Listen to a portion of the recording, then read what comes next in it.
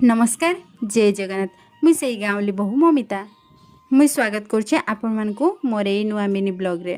बहुत दिन हैला मुई मोर वीडियो नाई पकेइथिली, मुई अलगा काम रे बिजी थिली। तो एबे मुई सेई काम रु फ्री हेली। तो मुई गुटे वीडियो रे छाड़ी थिली कि वर्षा नहीं हेबार कहिके, किंतु लघुचाप वर्षा हैला।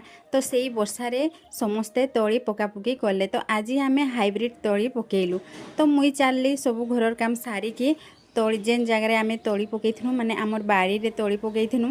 तो सही जगह के गली जेनटा स्वर्ण धान सेटा जमी रे पकईछु, आउ एटा हाइब्रिड धान भिएनारटा एटा आमे पकईछु बाड़ी रे। तो मुई चलली तली जगह के। तो सखाळे तो आमे तली पकई देइथनु माने धान बिछि देइथनु।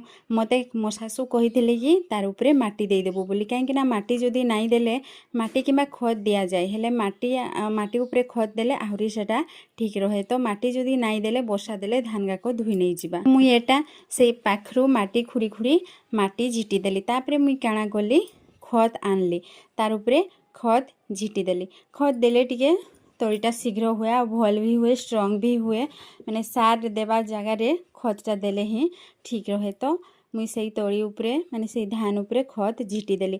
आप काहार काहार आड़े ए भड़िया प्रोसेस करा जाए मते कमेंट माध्यम रे जणेबे। आउ मोर नेक्स्ट वीडियो आपण माने गाँर काणा देखबा लगी चाहुथबे कमेंट बॉक्स रे जणेबे। रहिली जय जगन्नाथ, बाय।